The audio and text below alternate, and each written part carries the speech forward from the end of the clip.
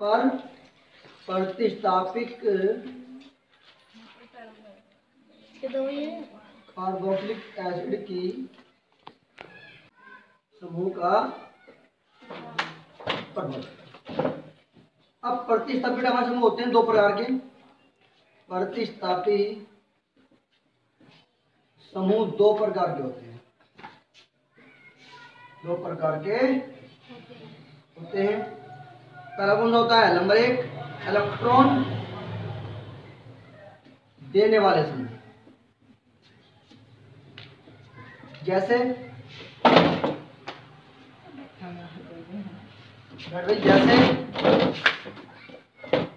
Alkyl group.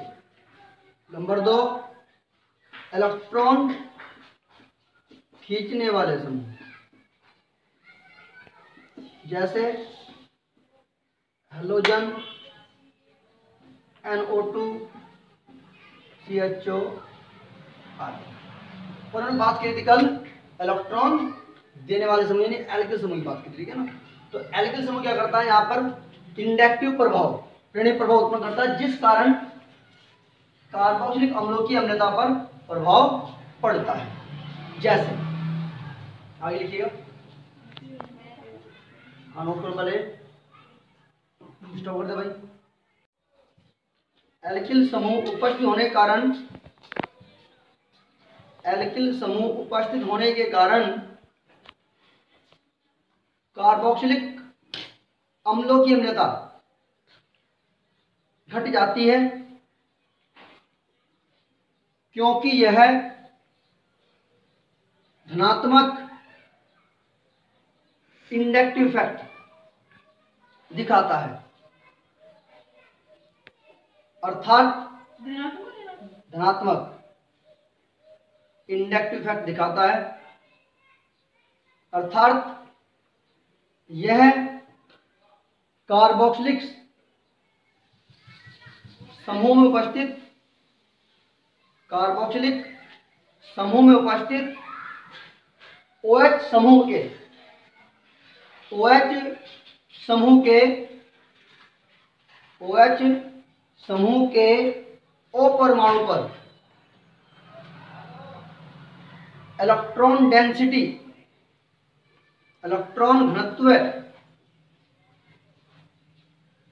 Electron घनत्व को बढ़ा देता है, जिस कारण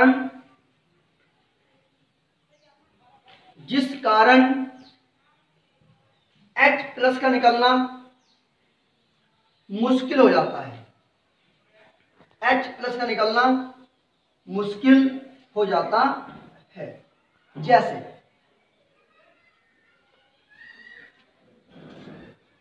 फॉर्मिक अम्ल, जैसे फॉर्मिक अम्ल, एसिटिक अम्ल,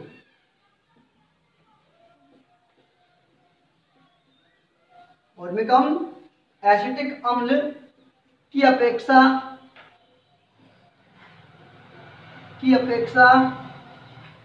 अधिक अम्लीय होता है, अधिक अम्लीय होता है।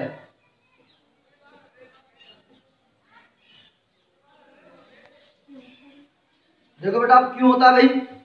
अब हमारे पास क्या है, एसिटिक अम्ल में CH3, C double bond O और OH और सिंगल बॉन्ड IH होता है। अब ये H क्या है आपका, यही आपको दिखाता है अम्ल वाली यानी अम्लता, यानी जितनी आसानी से इलेक्ट्रॉन दे देगा यानी H प्रयोग दे देगा वो क्या उतना ही बढ़िया अम्ल होगा।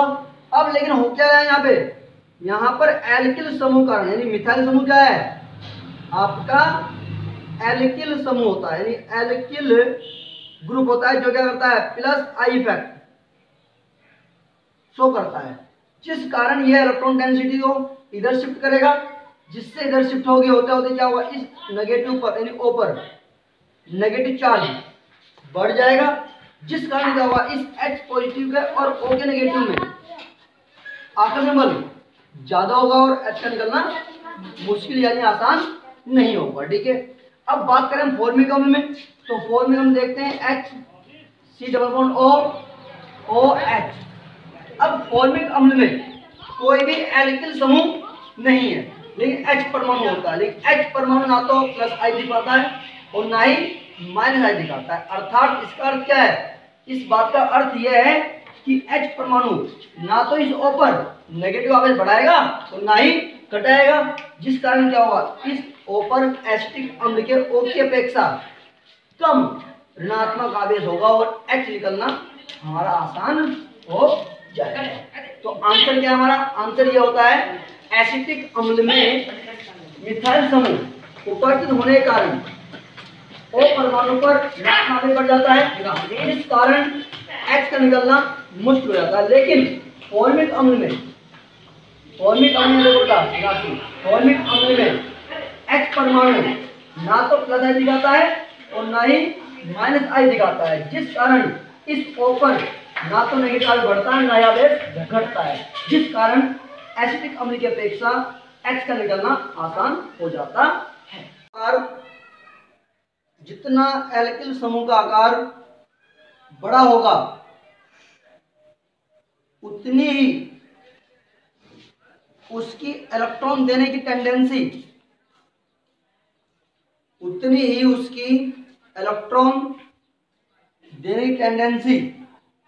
अर्थात इलेक्ट्रॉन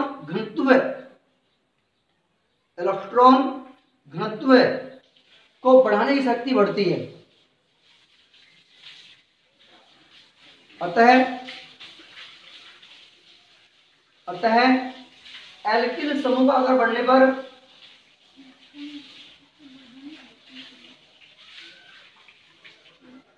लिख लिया भाई। अतः एल्किल समूह का आकार बढ़ने पर कार्बोक्सिलिक अम्लों की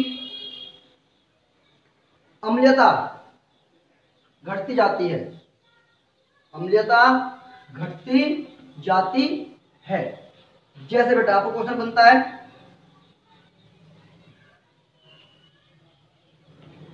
HCOH, क्वेश्चन है HCOH, CH3, COOH तथा C2H5COH formic acid, acetic acid, propanoic acid में सबसे प्रबल अम्ल HCOH होता है और सबसे दुर्बल अम्ल C2H5COH होता है, क्योंकि C2H5 समूह CH3 समूह की अपेक्षा बहुत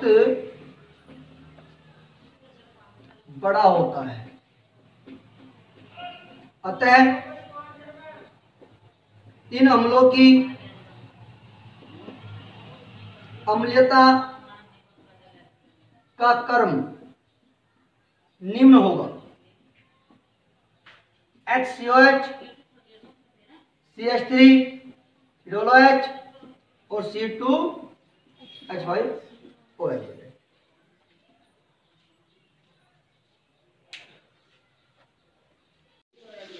कॉपी नहीं तेरे सभी, कोई नहीं कॉपी तेरे बहुत बढ़िया भाई। में माइनस आई प्रभाव दिखाने वाला समूह, माइनस आई प्रभाव दिखाने वाला समूह अर्थात इलेक्ट्रॉन डेंसिटी घटाने वाला समूह जुड़ा होता है। इलेक्ट्रॉन डेंसिटी घटाने वाला समूह जुड़ा होता है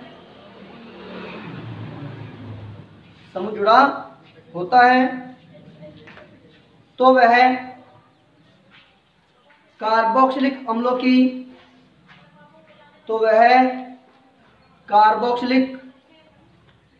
अम्लों की अम्लीयता को बढ़ाता है। जैसे आपके बोर्ड में कई बार क्वेश्चन आया हुआ है, लिखिएगा मोनोक्लोरो एसिटिक अम्ल, मोनोक्लोरो एसिटिक अम्ल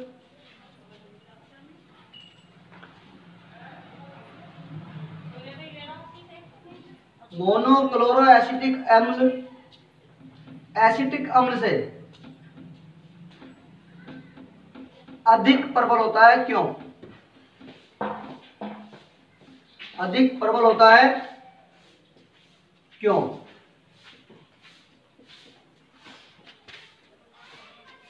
अधिक प्रबल होता है क्यों? अब देखो भाई आंसर देखते हैं इसका। अब आंसर में क्या है? पहले बोला मोनोक्लोरो एसिटिक अम्ल, तो मोनोक्लोरो एसिटिक अम्ल का फॉर्मूला क्या होता है? Cl CH2 COO या L लिख लेते हैं CO और आपका OH बॉन्ड आपका ये है। अब ये क्या करता है? H प्लस को दिखाता है। अब यहाँ पे Cl परमाणु क्या कर रहा है? इस इलेक्ट्रॉन डेंसिटी को माइनस आई प्रभाव दिखा रहा है, जिस कारण क्या होगा? ये जो नेगेटिव चार्ज है थोड़ा सा इस तरफ शिफ्ट होगा। जब शिफ्ट हो जाएगा तो इस O पर यानी O परमाणु पर पार्शियली अर्थात आंशिक धनावेश उत्पन्न हो जाएगा। क्या जाएगा? आंशिक धनावेश। समझाई नहीं आई? अब इस Cl में क्या? इसको खींचा यानी इस पे पॉजिटिव आएगा, आ गया। अब जैसे पॉजिटिव आया तो ये परेशान है, ये बोलेगा इस वाले से, ये बोलेगा इस वाले से, क्योंकि वो क्या है? देने वाला है। तो बेटा वो क्या करेगा? अपने नेगेटिव चार्ज को इधर शिफ्टिंग करता हुआ क्या करेगा? इसके प्लस को कम करेगा। अरे प्लस कम करेगा इसका वो, तो क्या होगा? इसके ऊपर नेगेटिव चार्ज घट रहा है, तो हम जानते हैं जब नेगेटिव चार्ज घटता है तो क्या आता है? पॉजिटिव आता है। अब जैसे ही ऊपर पॉजिटिव आएगा, अब ये भी पॉजिटिव तो ये भी पॉजिटिव हो जाएगा, तो दोनों में क्या होगा? रिपल्सन होगा, जिस कारण क्या होगा? H का निकलना आसान हो जाएगा। जबकि यदि हम बात करते हैं एसिटिक अम्ल की, तो CH3 COO H में CH3 क्या कर रहा है? इस नेगेटिव आवेश को बढ़ाता है, जिससे क्या होता है? H पॉजिटिव में और इस O पर जो लगने वाला फोर्स होता है वो ज्यादा हो जाता है और H का निकलना क्या होता है? मुश्किल हो जाता है, क्योंकि CH3 क्या करता है? प्लस आई प्रभाव दिखाता है। इलेक्ट्रॉन आकर्षित समूह अर्थात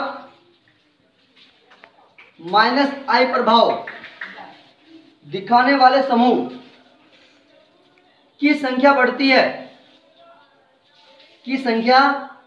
है, तो कार्बोक्सिलिक अम्लों की अम्लता भी बढ़ती है, क्योंकि O परमाणु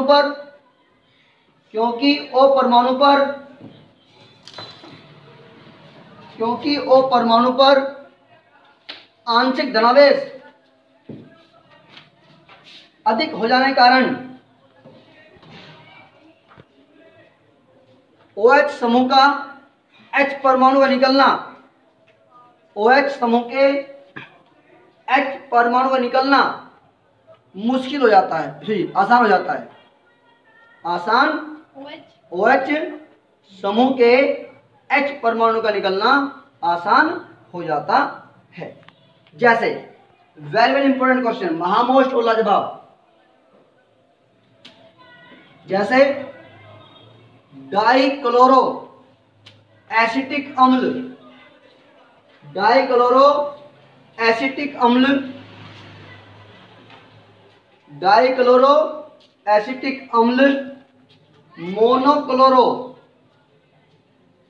एसिटिक अम्ल की अपेक्षा